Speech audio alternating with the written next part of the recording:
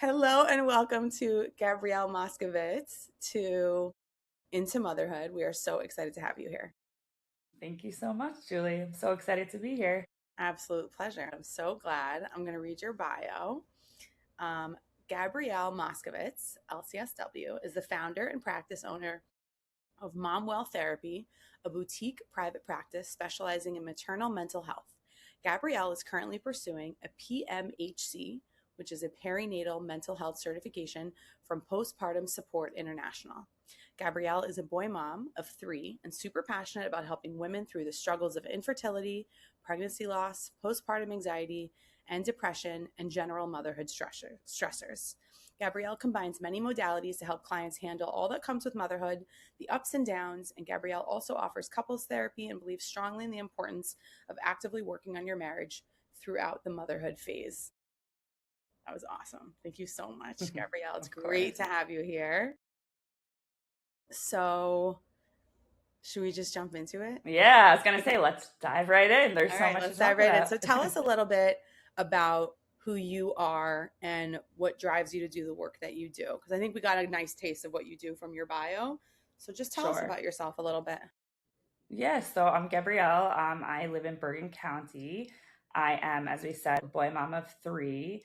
And I was always interested in doing something in the psychology realm, but I wasn't sure what. And I actually went into social work thinking working with adolescents. And then I actually encountered my own maternal mental health struggles, and I didn't feel like there was many resources during that time. And so I happened to be in school at the time, and so I sort of pivoted and became really passionate about this topic, which I think deserves so much more space because moms are handling so much and we're really juggling things all the time. And it's like there's no real resources for this topic. Like maternal mental health is only just becoming a thing, right? And we've been moms for many, many years. Yeah, I'm really passionate about it. And I think that passion and also like some of the struggles that I went through helps me really connect with the people that I love to help as well. Yeah, absolutely. And we'll get into some of those struggles also tonight. So, first of Yeah. all, thank you for sharing that. What are some of the most common challenges that you're seeing postpartum mothers come in with? So for postpartum, a lot of it is the sleep deprivation, which like unfortunately is not so like able to be controlled, right? Like you have a newborn and needs to eat every couple of hours. So I think one of the biggest indicators of postpartum anxiety and postpartum depression is lack of sleep, right? That's like the number one thing. So something that I work on with my moms is really to try to set up like sort of a support system so that they can get at least 5 consecutive hours of sleep. So I would say sleep deprivation is number one, especially for new moms. If this is their first time becoming a mom, there's a lot of anxiety and like being overwhelmed with all of this information. You're kind of handed a baby at the hospital and like, okay, bye. You're expected to take care of it, right? Yeah, And yeah, now with like all of the social media on the influencers and everyone posting like get this stroller or that stroller, and like moms come to me and they're just so overwhelmed. They're like, there's 15 different strollers, what do I do, right? And so it's like that spiral. So I would say sleep deprivation, anxiety, and a lot of times I do see postpartum depression, and where like usually within the first 2 weeks, what they call the baby blues. So a little bit of a lower mood and kind of like feeling down and depressed. But once it surpasses those 2 weeks, we call it depression. Obviously there's other criteria, but sometimes I'll have moms come in and they're just like, I'm crying 24/7 and I don't know why. Like I've wanted this baby for so long. And especially I think it's hard when these moms with postpartum depression are ones that also struggled with infertility or pregnancy loss, because then the guilt comes of like, I feel so guilty that something I've wanted for so long, I finally have it, and now I'm sad all the time. Like, what's wrong yeah. with me, right? So, I see that also happen quite often. So, I would say those are the main, struggles that people come in with postpartum. And then, actually, one more thing Hmm. is the shift in like the identity, and especially with your spouse or your partner. So, people will come in and they'll say, all of a sudden, like, I loved my husband and now I can't look at him, I can't stand him, like he's not doing the right thing, or I feel like I'm the one that's taking the brunt of taking care of this new baby. And so a lot of like those relationship challenges come up postpartum as well. Wow. Thank you so much for that. We are definitely going to get into everything. I'm just like, oh Too my much, gosh. yeah. No, it's so good. It's so Yeah. good. Moving back into the pregnancy phase, what would you want those mothers that are getting ready for this change to really plan for postpartum, if that's possible? And is that possible? Absolutely. It is possible. And I would recommend here, I'm going to recommend a book that I think every postpartum mother should have, and it's called Rattled by Dr. Nikki Pensack. She's a psychologist, and she basically, what she does is she comes up with an actual postpartum plan for pregnant moms. So and I've been using her book and my own stuff, but I'll literally sit with a client who's pregnant and we'll take a pen and paper and we'll fully make a map of the pregnancy, of the postpartum plan, meaning, okay, where am I getting fed from? Are people sending me meals?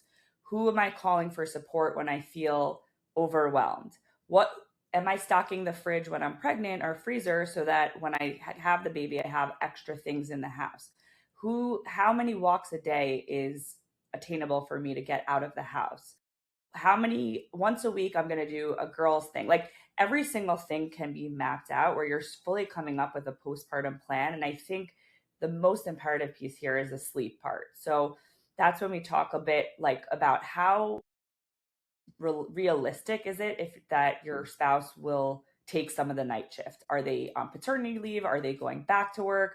Maybe it's not possible. Like for me, for example, I'm married a doctor. So he really couldn't help me. Like he was in the hospital, he was on shift. And so in my postpartum plan that I had, we were privileged enough to say, we're going to get a baby nurse. That is something that we, budgeted for throughout the whole pregnancy. Every single paycheck, I remember putting like a couple $100s on the side, just like for the baby nurse fund, knowing myself and knowing that I'm someone that needs a lot of sleep and my husband does too. And he physically couldn't be able to help me in the night. So it's really coming up with these like literal schedules of like, okay, from this shift to this shift, I'm going to do it. And then my husband will sleep and then we'll swap.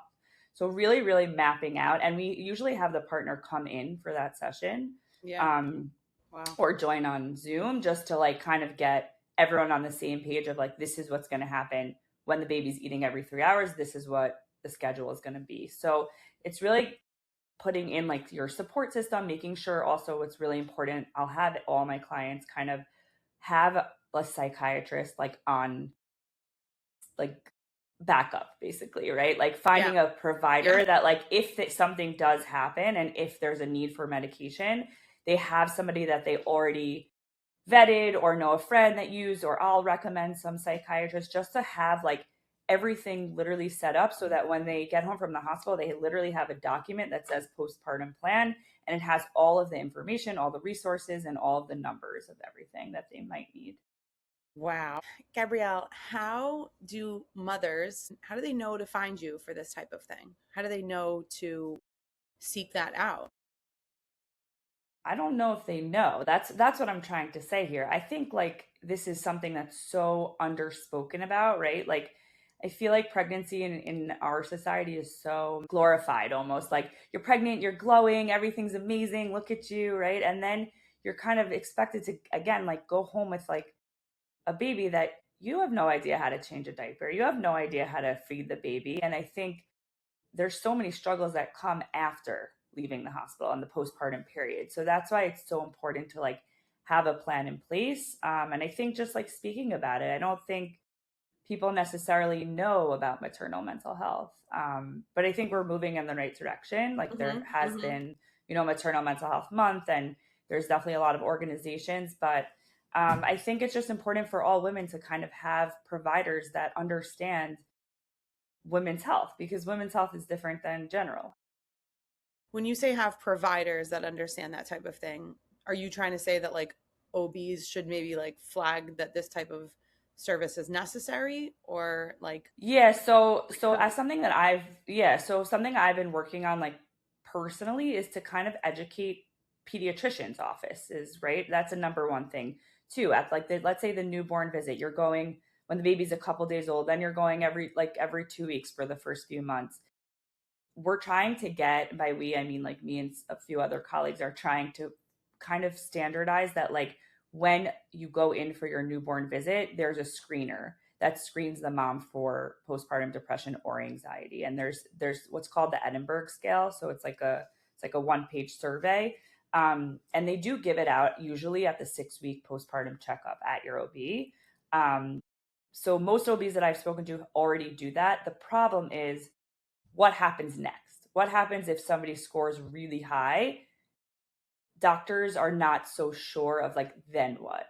So we're trying to get more resources of like, okay, and then what? And then here's a list of all the therapists that are trained in maternal mental health. And here's a list of reproductive psychiatrists. And here's a list of like postpartum support groups. And here's a list of, X, Y, and Z. So the pediatricians are important, I think, also.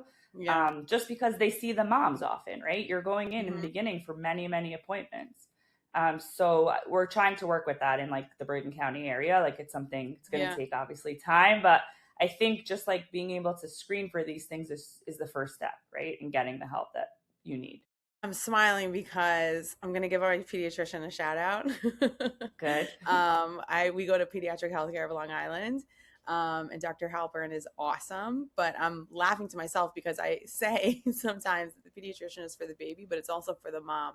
You really want someone that you get along with and that is looking out for you also. And this is, you're speaking the words that like, obviously I was kind of alluding to that without realizing it. Like, yeah, you need someone that's in tune with the whole family, not just the baby solely. Yeah, absolutely. And I think it's so important to like have that trust in the provider who's taking care of your kid, but like they're also in a way taking care of you, right? Especially as a first-time mom, you don't know what to expect. So yeah, it's very, very important to have providers that you trust and like that are informed in women's health. Informed. That's great. Wonderful. Wonderful. We touched on what the mom is going through. We touched on what happens before and then a little bit after and some of the proactive pieces, which is awesome. Talk to me about the marriage. Talk to me about the relationship. What's happening there? So like, love that you bring in the spouse for a session beforehand. Quick question. Do you get any pushback for that?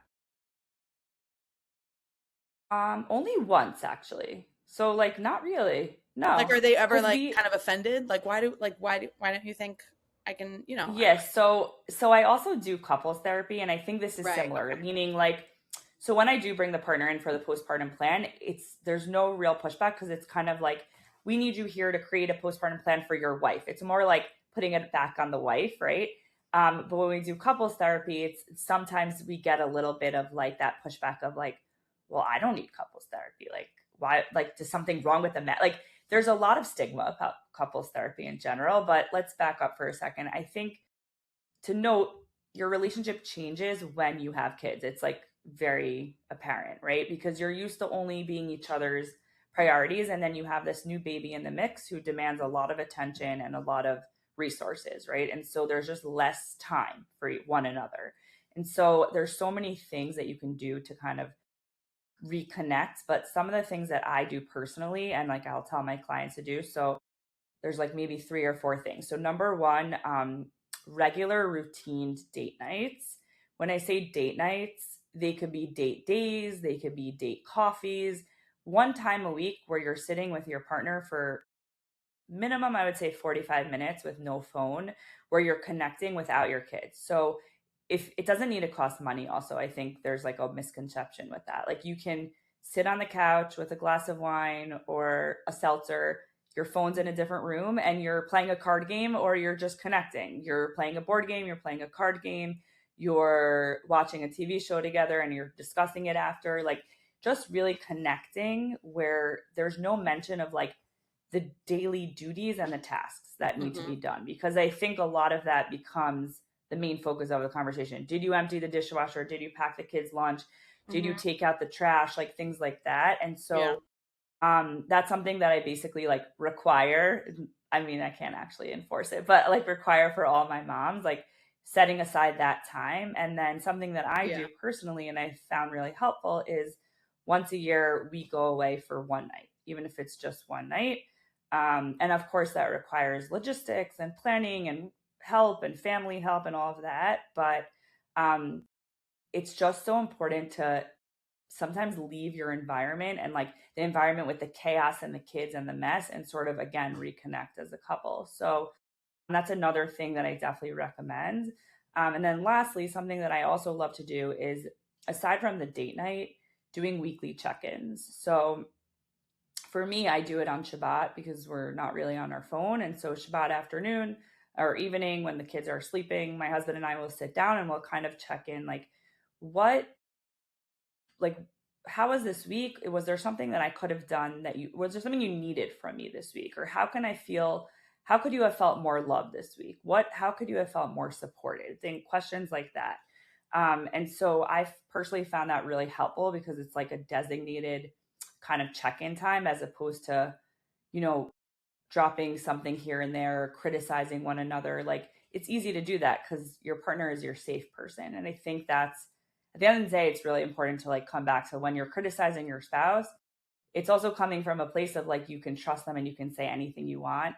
But you also need to prioritize the relationship because the best thing for your kids is a healthy marriage. So I think those three things have been really, really helpful for myself and also for my clients. Wow. Say a little bit more about the criticizing piece. I think like when you feel so safe with your partner, you can kind of say anything you want, right? And I think when you first get into parenthood, again, there's so much chaos. Like the house is a mess and there's bottles everywhere and somebody needs to wash them and somebody needs to put the pump away and like there's so many things to get done. And so sometimes when we get overwhelmed, we take it out on the people that we love most. So like maybe we'll snap and we'll say like, where's my bottle? Like, I don't know. Where's this? Where's that? Why didn't you wash the dishes? Why didn't you do this? Why didn't you do that? And like, nobody responds well to like, why didn't you? Right. And so instead we talk in therapy just about like reframing it to like, I really need you to wash, like, I really need help with the bottles. If you could please wash the bottles, it'd be so helpful to me. Right. Kind of making a direct ask versus like, you never wash the bottle because that's not going to land well with the person. I think what I was saying before is just like knowing that it's not intentional. It's more just like you feel safe with the person. So you're able to kind of open up and like be comfortable taking out that frustration and that like overwhelmingness onto them. Right. Mm-hmm. But it's obviously not great. Right. Nobody wants to be criticized all the time. No one wants to feel overwhelmed. So I think using those like, for something that we talk about a lot is a direct asking, right? Like nobody could read your mind, especially in a relationship. Like you might think your spouse could read your mind, they can't.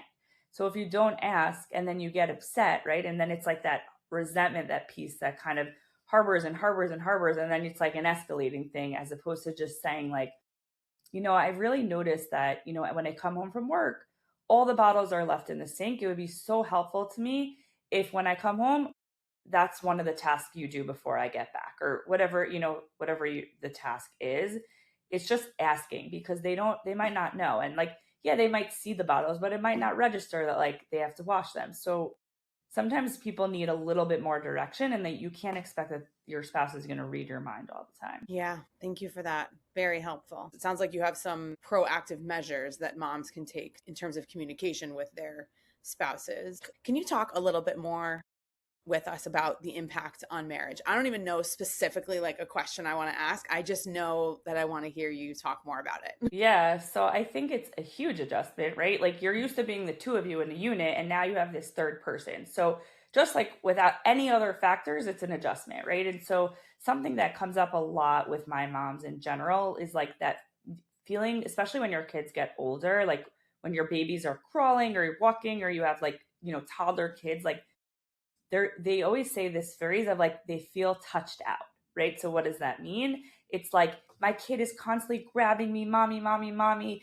This one's pulling me, that one's pulling me, and then my husband is like trying to give me a hug, and I'm like, okay, can you get off? Like I need a moment, right? Like I feel so overstimulated and overtouched. That's what we kind of how we term it, and I think that is so relatable, right? Like as a mom, you're pulled in so many different directions, whether it's physically, emotionally, financially, any of those things. And so at the end of the day, like your husband wants your attention, let's say, or you wants to connect, and you're so tired and exhausted and frustrated with your kids and the mess in the house that it's very hard to like go into that intimacy connection with your spouse. And I think that the topic of like, sex definitely comes up with my clients in terms of like how also that changes postpartum as well, just because like number one, your body changes, so there's physical changes, but also feeling that touched out, like, and then not wanting to have sex with your spouse as often or when they want to. So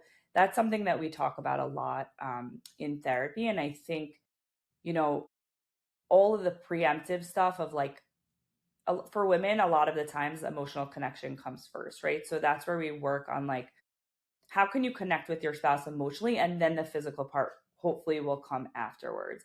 And also knowing that it's okay if it's not as frequent, or if you need a break from sex, or like it's okay to have those, but have that open conversation with your spouse. And so sometimes, and I forgot to say before all of this, huge proponent of couples therapy. I've gone to the couples therapy with my husband.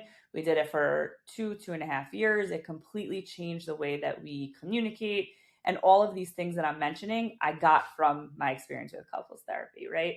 So really making that time for one another, but also having that open communication of like, what do I need from you right now to feel safe and to feel loved? Like, what do I need to feel appreciated, right?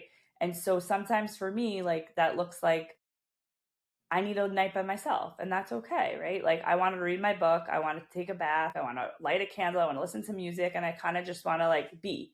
And sometimes I'll tell my husband that like I want to connect with you, today, but also tonight I also might need an hour by myself after I put all 3 kids to bed by myself, right? And so it's okay to have these conversations and be honest with one another. I think that's the biggest piece of like, there's a lot of things that people don't want to have these open conversations, and then it leads to like even worsening stuff. So we'll have the partner sometimes come for a session here, a session there. If like if the wife is feeling kind of touched out or unappreciated, we'll talk about it together, and we'll bring the spouse in and we'll have that conversation of like, what is he feeling? What does he need? Well, how is he interpreting that being, because sometimes the men will interpret it as like, my wife doesn't like me anymore. I feel rejected.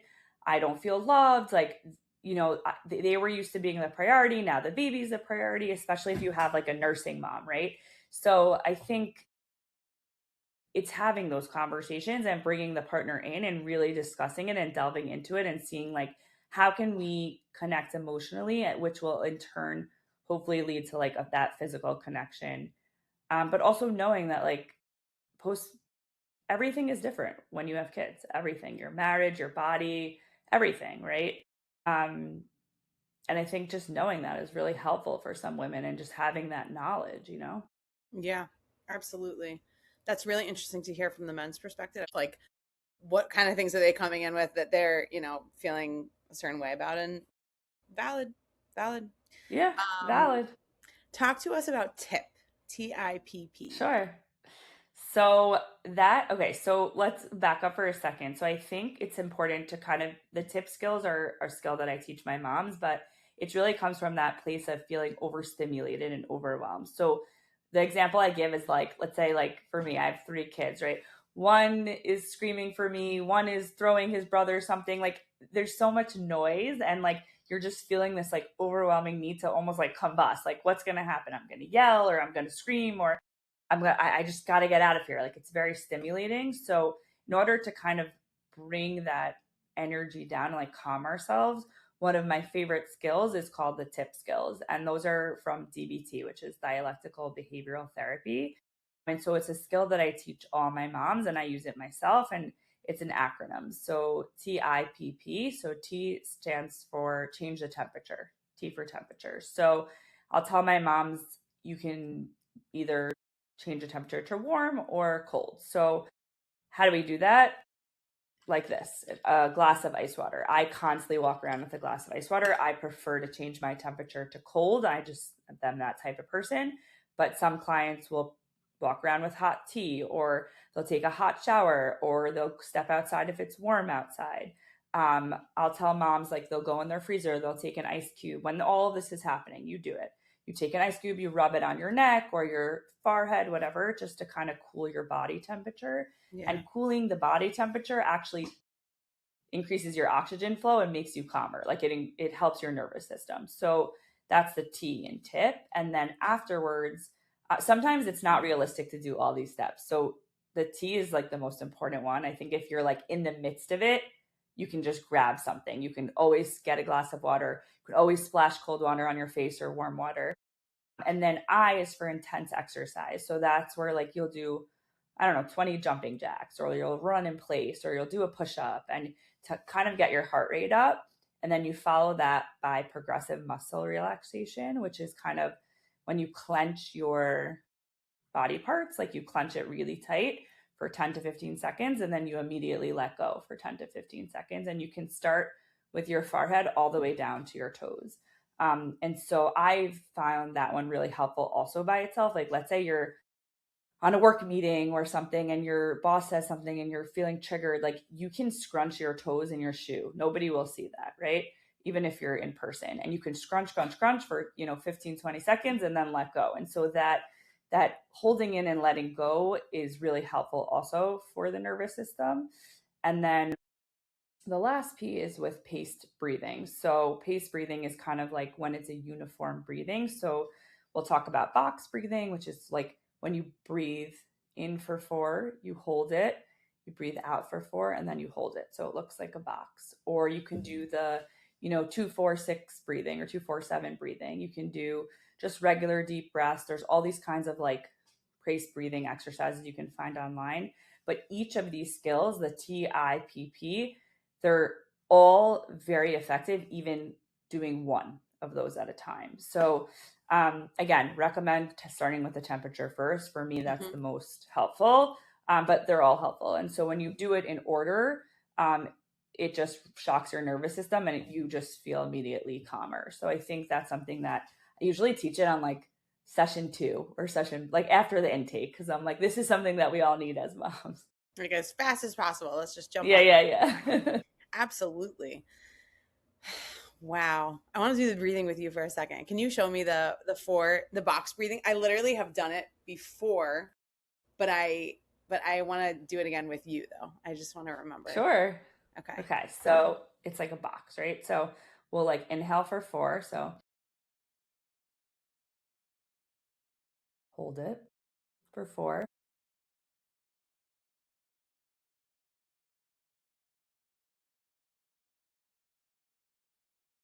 Did you see how I did the box? Yeah. So nice. Okay. So, but you repeat it a few times, and like, really it's nice. just, I don't know. I think when you envision the box, like your mind is also kind of like focused on like the image, and then you're forgetting about all the, it's a good distraction. Yeah. Absolutely. It really resets. It's not the same, but I was a teacher for a long time, and I just think about like different things that we would do, like what did we used to call them? Oh my God, brain breaks. It's there. Yeah. Everybody needs help sometimes, and little physical things, like it just brings you down. It slows things down. It does. So moms need that too. Absolutely. That's so beautiful. Yes. Thank you for that. Which interestingly brings us into another realm though. When things maybe are a little too big for us to handle, you talked before about having a psychiatrist on call, so to speak, on call, or like someone backup. What are your thoughts on medication in general? That where it plays into this overwhelm piece and more. Absolutely. So I'm going to get vulnerable. So I am currently on medication. I take Zoloft, and I usually it does come up with clients because I think there's still such a stigma with medication, especially in like the Jewish community overall.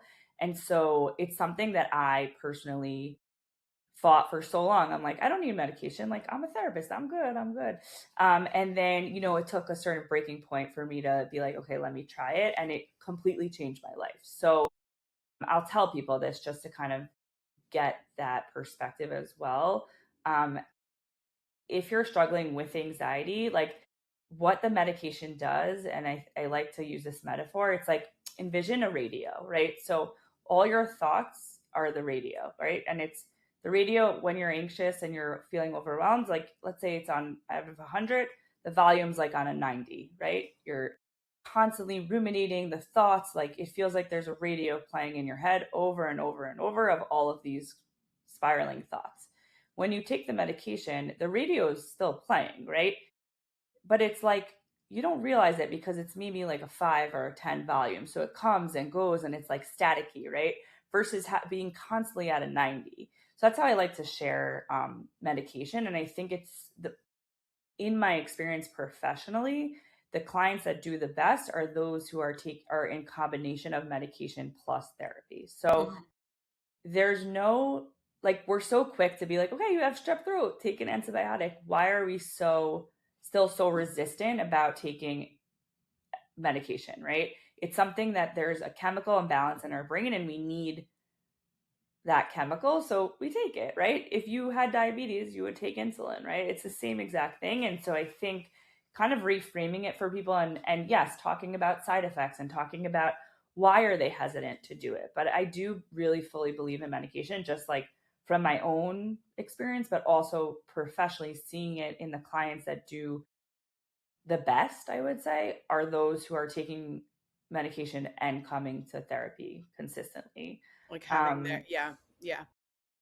And having a good provider, because there are some also not great psychiatrists, right? So I think it's also important, if you're looking for a psychiatrist, to kind of look for someone that does reproductive psychiatry, which is really cool, which I didn't know about until I was going through it. But like, it's someone that's like specialized in taking medication when you're throughout pregnancy, breastfeeding, or postpartum. So, especially like I started medication right before I got pregnant with my third son. And so it was really helpful to kind of have that piece lined up and knowing that like it's safe to continue in pregnancy. And I knew that like the psychiatrist was on board and the OB was on board and everybody was like collaborating together.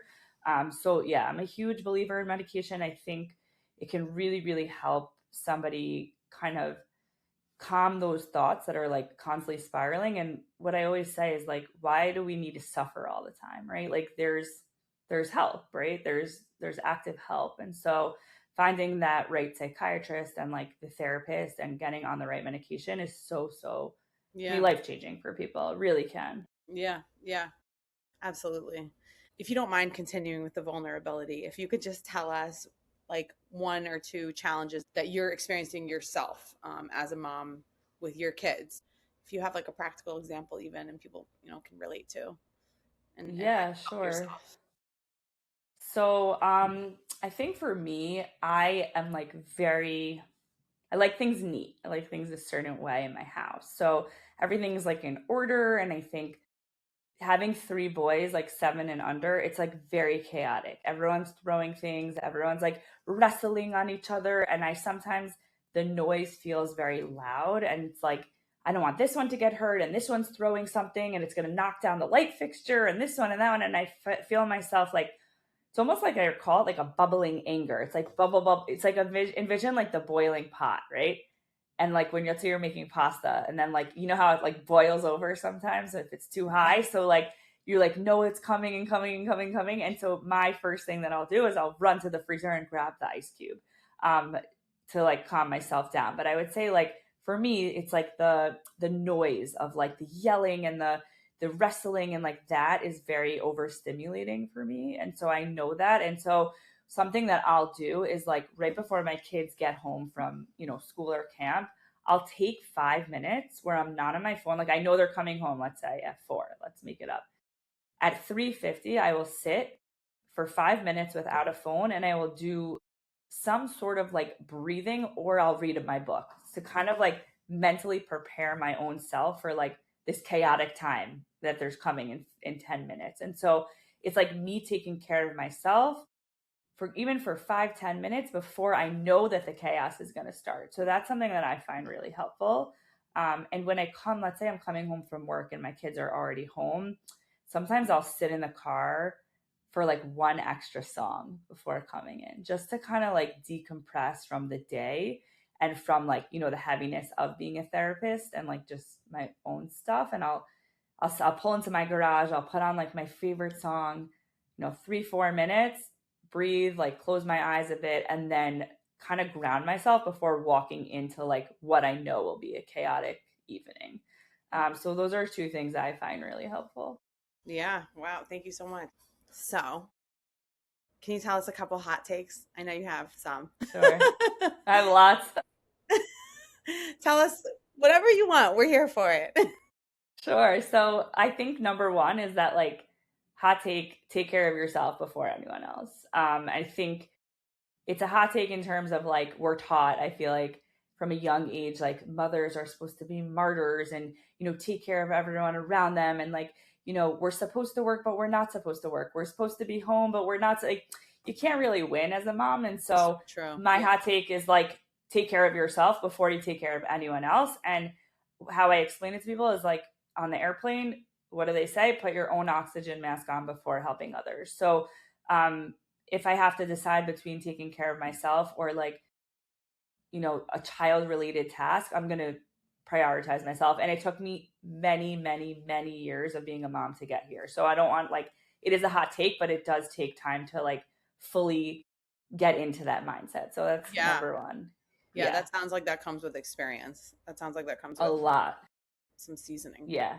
Seasoned. Absolutely. Yeah. It's not easy. And it's not easy because we're driven as like women to like, you know, be maternal and, you know, care for everyone else. And like, especially like as a therapist, right? That's kind of my job. And so it's really took me until like probably I was like 33 or something to kind of figure out that this is really, really important. And I know that if I take care of myself, I'm showing up better for my kids, my spouse, and my clients as well. So that's what I kind of come back to. So it's definitely hot take number one. Hot take number two is like, you can feel two things at the same time. And I think, I don't know if it's a hot take, but I think it's a very hard concept, right? So I can feel immensely grateful for being a mom and I can feel immensely frustrated or immensely angry at my kids, right? And it's the same thing with your spouse. And I'll tell this to people, like, I can love my spouse so much and also really dislike them and really get annoyed by certain things that they do. And I think it's like holding two feelings at the same time is like a very hard concept for people, but that's definitely like a hot take that I know you can have both, right? You can have the guilt and the happiness and the sadness and the anger and the, you know, the pride all at the same time. And then hot take number three, I would say is like, take the medication. Like it really can change your life. Like I suffered for so long for no reason, right? And I feel like such a better version of myself because of the medication. So you told us you started taking it before your third kid. And then you said it took till 33 to get good at doing your own self-care. Do you mind giving us a map? Yeah. Timeline? Because I'm trying to figure it out. I'm like, well, when was this? Yeah.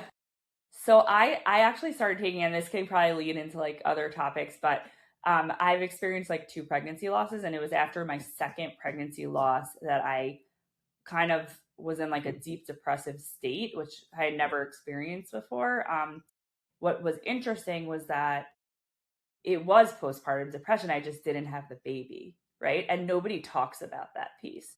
So yeah, I didn't, it was an early loss. The baby was like 9 weeks old, but I still had all those hormones, right? And so you can still experience postpartum depression or postpartum anxiety, even if you don't have a live baby. So I think that was something that I was already a social worker at the time, and I had no idea about that.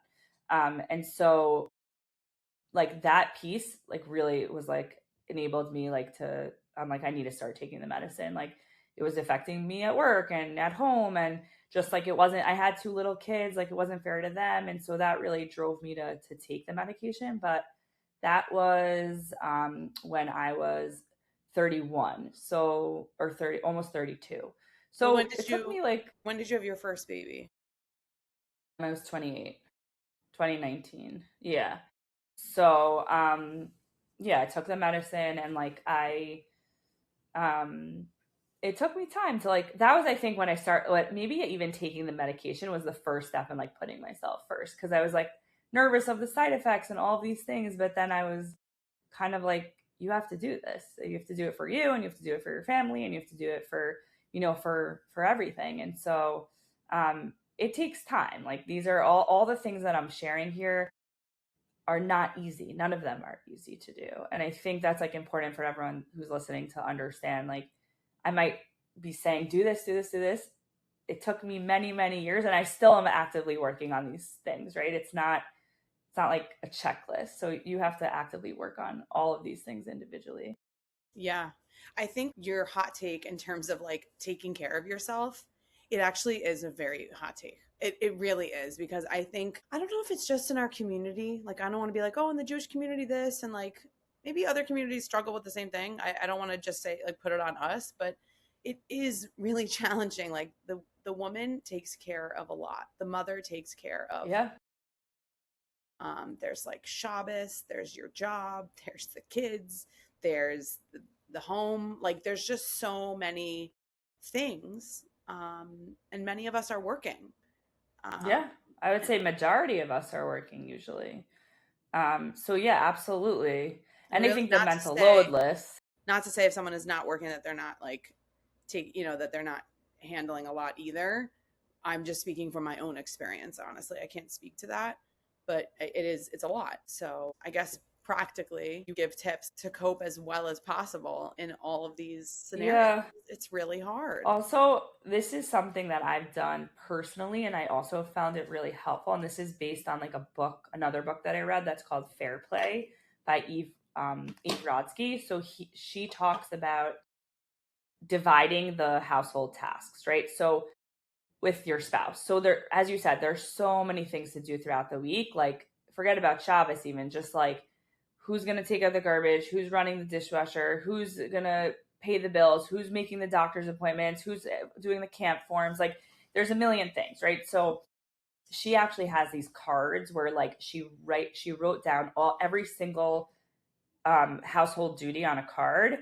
And based on the week, based on each partner's like schedule of the week, let's say your husband has a harder week at work, or you do, or whatever it is, you kind of divvy up those tasks based on your schedule of the week. And the rule for this, which is really important, is like you give your spouse the task they're assigned to and they agree to, and you don't bring it up again. You fully relinquish control of like, it might not happen today, it might not happen tomorrow, but they have 7 days to complete the task. And like, you're not going to ask them about it. We're not going to nag. We're just going to trust that they're going to get it done. So I did something similar with my husband. I actually, with the help of ChatGPT, like had Chat write a whole list of like mental load things that I do or around needs to get done around the house. It was like about 53 items. And I printed it out. 53? That is. Yeah, I was like, there's so much more. I'm kidding. I'm like, that's a lot, but it's probably. But like, it was like things that like you do once a year, like even just like RSVPing to the birthday invites and like getting kids birthday presents, like little things like you don't realize, right? And so I printed it out, and I like, we set aside a time. I said, I want to talk to you about something. And I had him go through each of the 53 tasks and rate each task from 1 to 3. So 1, it was like something easy he can do. He finds it easy to do. And 3 is like really difficult to do. And I had him rate all the things, and every single thing that he put a 1 on, I said, okay, now it's your responsibility. Like, and he said, okay. And he's been doing it. So this happened like a year ago.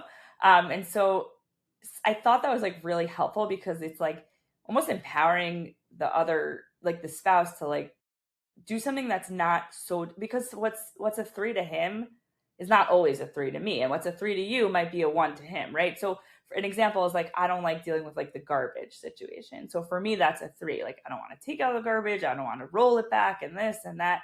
I don't know how to remember. So for him, he's like, that's an easy 1. Like, I'll just, when I get my car in the morning, I'll take out the garbage. So since in the last year, I haven't taken the garbage, like I haven't done any of that. That's so great. It's like little things like that I found really helpful to kind of like give off tasks. But that, to go back to like what you were saying in terms of the Jewish community, I do think it is a hot take to say, take care of yourself. But I think it's so important, because you can't show up. Like, as your best self if you're not taking care of yourself. Like, you're taking care of everyone around you who's taking care of you. Yeah. I know you said that you were going into pediatricians' offices. I'm just wondering, like, if you've seen any movement or if you're considering any approach to like community leaders, like rabbis, college teachers, Yeah. Rebbitzins, who else is Doulas, mikvah ladies. Yeah. Like all these checkpoints. Absolutely. So number one, I think rabbis are much more well-informed about these issues. Like, I've seen it. I'm not going into different rabbis. Like, I'm just, that's not where I'm at right now. But there is an organization called TIPP, which I just went to their conference about a few weeks ago. And they're a postpartum mental health like crisis line where you can call them. They hook you up with therapists, psychiatrists. They give you a whole resource team, and it's all free. And they kind of get you out of crisis mode and like set you up with the right resources. And so during this conference, this was a conference on maternal mental health, and all of those providers were invited. Not rabbis, Rebbitzins, because it was women's only. So it was like Rebbitzins, college teachers, doulas, lactation consultants, therapists. And we were all, it was like 500 of us in a room learning about maternal mental health. And it was so powerful because, especially like, it was in Monsey, it was in like the yeshivish Hasidish community. And like, this education is happening. It's taking place. Like, it's slowly getting more and more spoken about, and like everyone's getting more and more educated. So I do think we're going in the right direction. It was like really powerful to be in like a room full of women in all of those different professions, and kind of like everyone was there to learn more about maternal mental health and ways they can support women. I have chills. That's so amazing. Did it also like span the gamut religiously?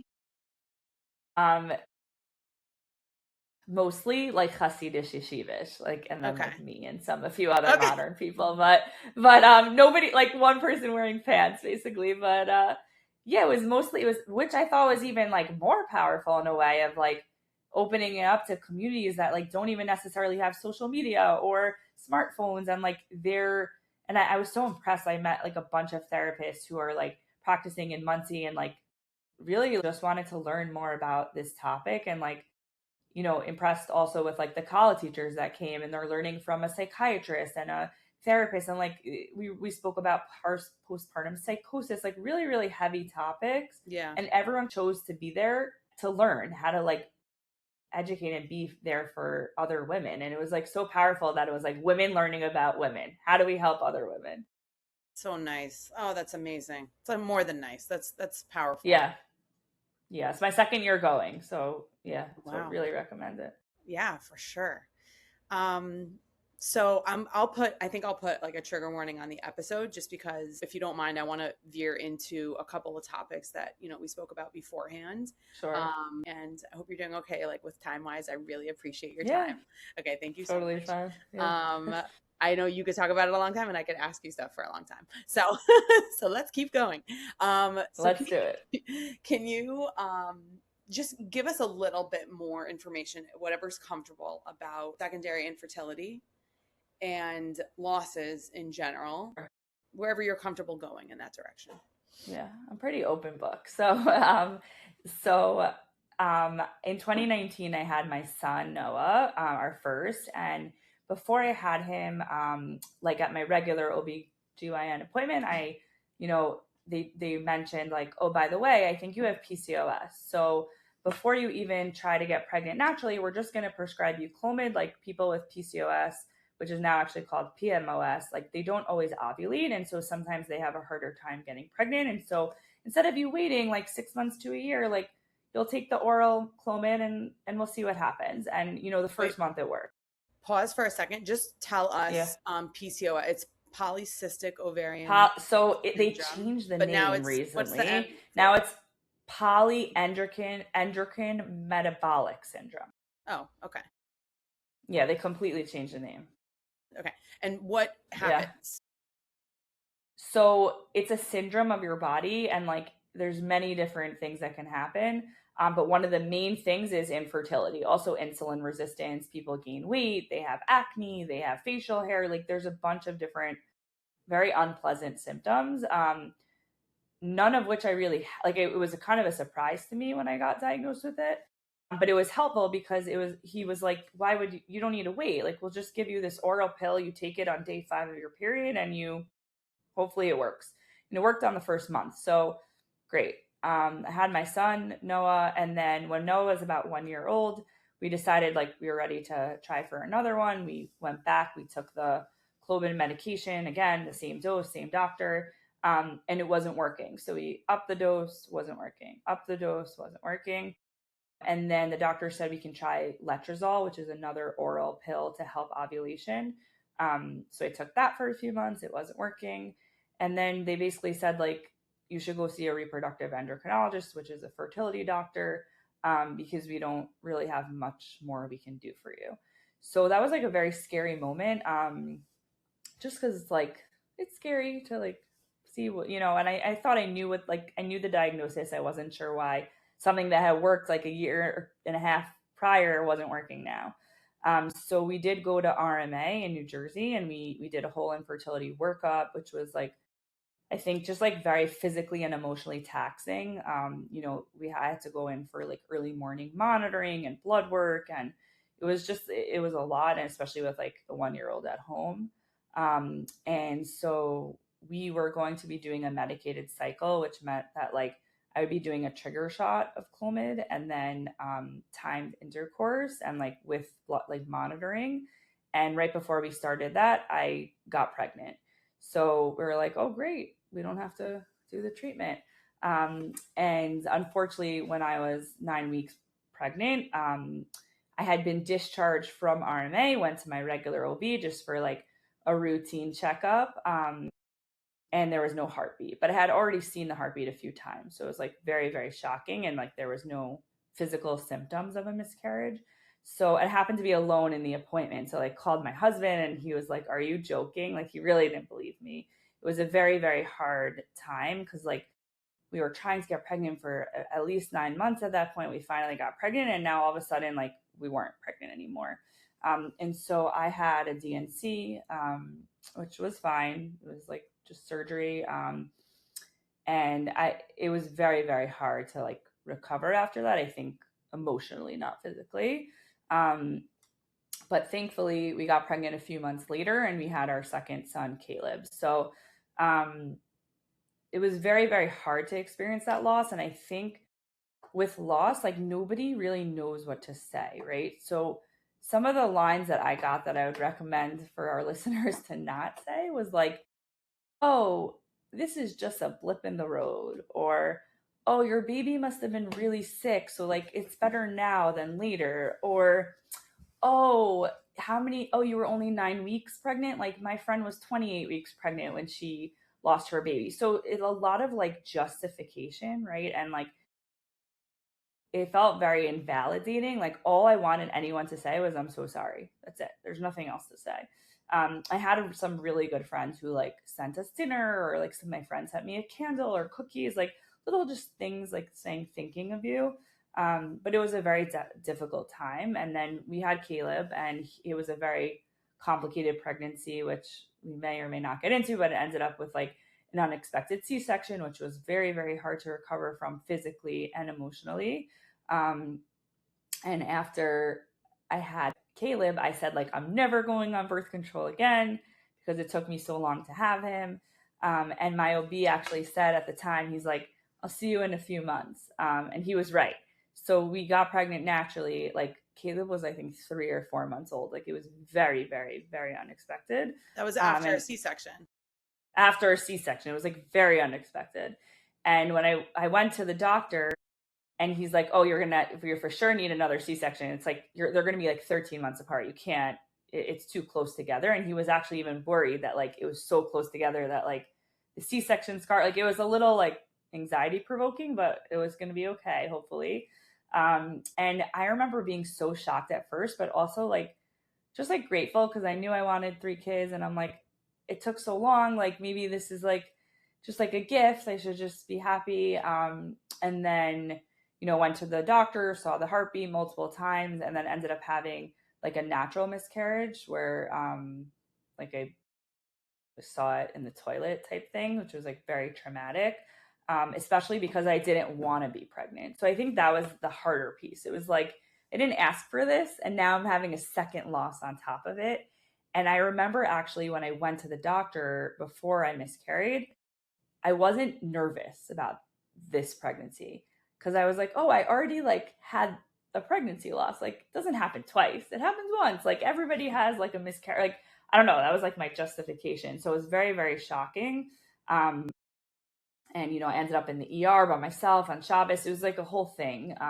And so it was very, very hard to recover from. And that's the point when I started the medication piece. But I think, again, people don't know what to say or do when someone experiences a pregnancy loss. And I think something so powerful that somebody said to me was, a friend actually said, she said, nobody can be there for you if they don't know what you're going through. So nobody usually really knows when you're early pregnant, but so they don't know that you miscarried unless you tell them, right? So I ended up telling my friends because I knew I needed the support. And I think that was like really, really helpful for me to kind of put it out there and be like, I just experienced a miscarriage. Like, I don't really want to talk about it right now, but like, I just wanted you to know, like, in case I'm not present or I need a few, like some space or whatever it is. And everyone was really, really receptive to like receiving a text like that. And again, checked in, sent dinner to us, like really, really nice things. But I think it's just important for people to understand, like, there's nothing really to say except for like, that sucks and I'm sorry. Like, don't try to like fix it, or don't try to say like, but your body got you, at least you got pregnant, or there's like a lot of this like trying to make it not so bad. Like, it's better now than later, like type thing. And I think like people say these things with good intentions, but it's very, very hurtful to the person like experiencing the loss. Yeah. Thank you for sharing that. That's also, and it's also Yeah. practically very helpful. Yeah. To hear like what to say. So yeah. Wow. Okay, we'll just take a second before transitioning into talking about birth and delivery. We're really covering a lot of ground here. So thank you so much for everything you're sharing. Talk to us a little bit about deliveries for you. What were those like? C-section and thereafter. Sure. So my first son Noah was like very easy, vaginal delivery, totally normal, recovery, everything was fine. And then with Caleb, it was like a complicated pregnancy. And then at 36 weeks, I woke up in the middle of the night, like heavily bleeding, which was very scary after I had already experienced one loss. And so like rushed to the hospital, like wasn't really feeling him moving, like very, very, very scary situation. And when we got to the hospital, thankfully, like they hooked me up to the monitors, everything was okay. But they were just concerned that it was like a placental abruption. And so they said, like, we can't discharge you at 36 weeks. Like, it's too dangerous for the baby.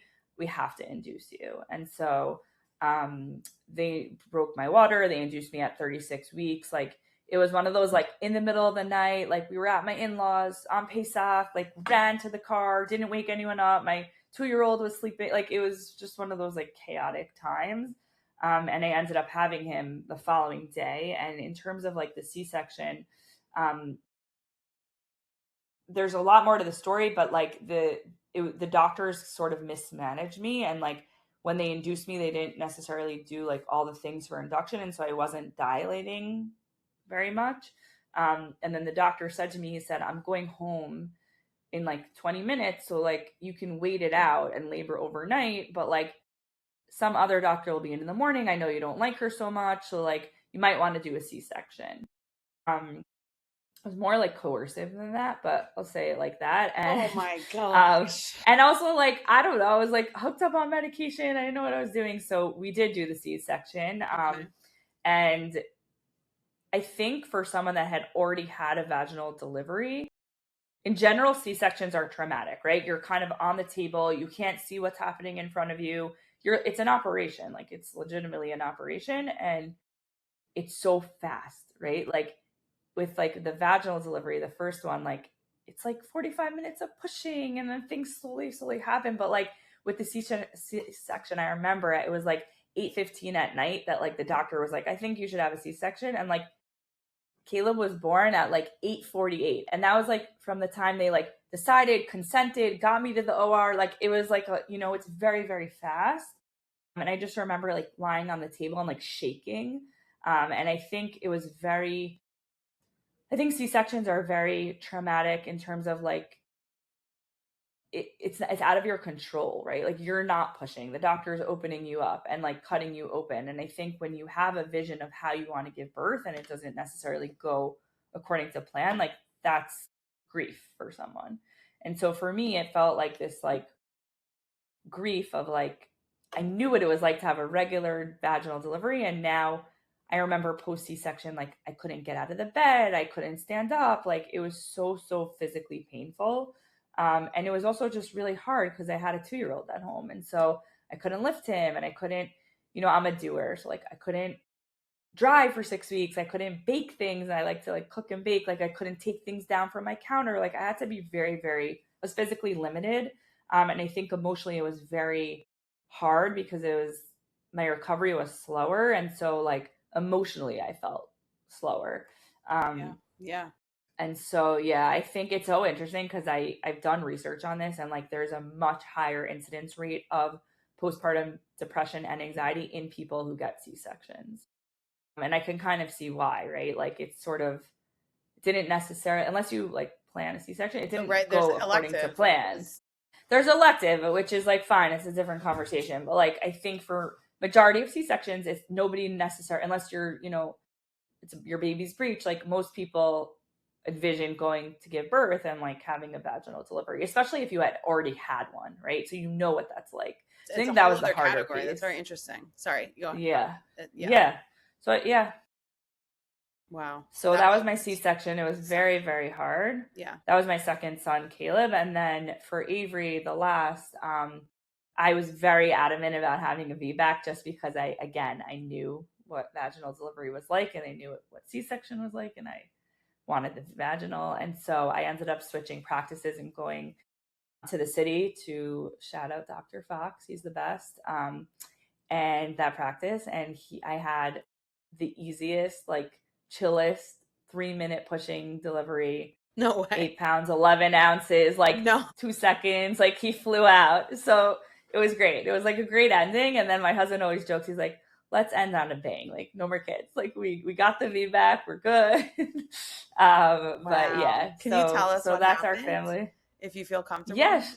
And if you don't mind, like a little bit about preparing for the VBAC, like, all of that. Yeah. That's a little taboo too, still, unfortunately. Yeah. I think unfortunately, like, I think also like a lot of doctors won't do it. So I think it's very important to you, need to advocate for yourself and like go to a practice that will do it. So for me, it was so important. I remember when I got pregnant with Avery, I called Dr. Fox.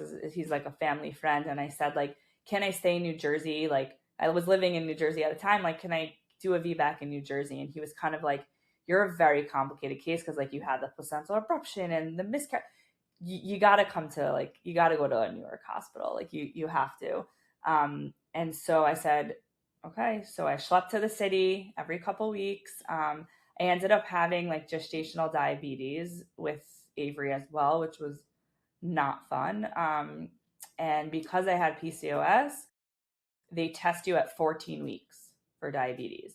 So I was doing insulin shots daily and checking my blood sugars from 14 weeks until 37 when I was induced, which is many, many weeks. So that was really, really hard. But it actually worked in my favor. We always joke like with the practice because I had the placental abruption and because I had the gestational diabetes, they were worried that A, that the placenta would abrupt again, and B, that the baby was going to be on the larger side. Usually when you have diabetes, the baby is on the larger side. So because of both of those things, they were able to induce me at 37 weeks. That's the recommendation if you have those two things.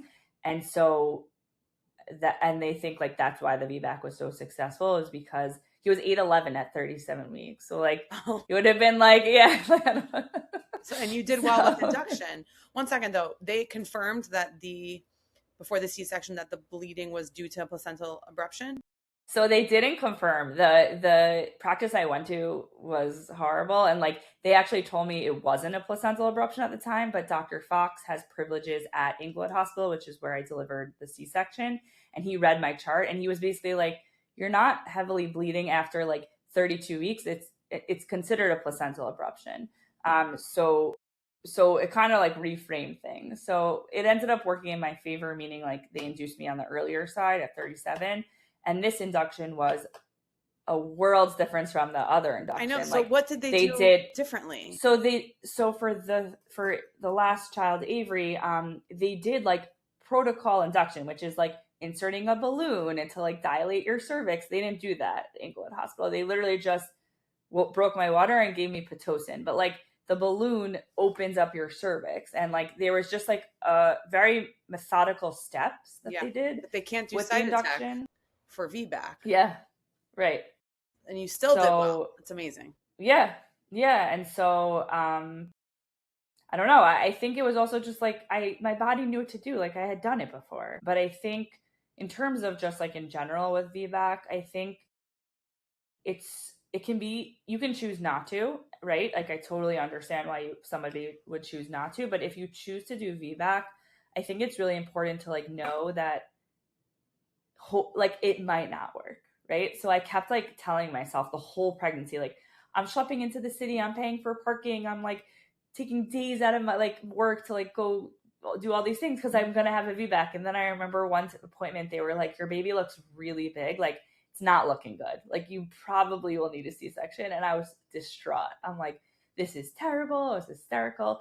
And then I kind of was just like, I kind of like zoomed out for a second and I said to myself, like, you are doing every possible thing you can for this VBAC, but you can't control if it's going to happen or not going to happen. You can just do your best, and whatever's going to happen is going to happen. And so I think it's really important if you're having a VBAC to kind of set those expectations of like, yes, you want this, but sometimes we don't always get the thing that we want, but knowing that we tried, I think can be really powerful for some people of like, I tried at least. And so for me, it was like a really, really good experience, thankfully. Yeah. Wow. It worked out. Thank God. Yeah. That's a great point, though. I think that that'll be very valuable for a lot of people. Some people would just say like also giving it up to God. Like it's kind of right. Like it's fine line in between there. I don't know. It's very similar things. Yeah. Wow. Thank you so much for all of this. I mean, we discussed so much. Is there anything you want to add in or anything we missed?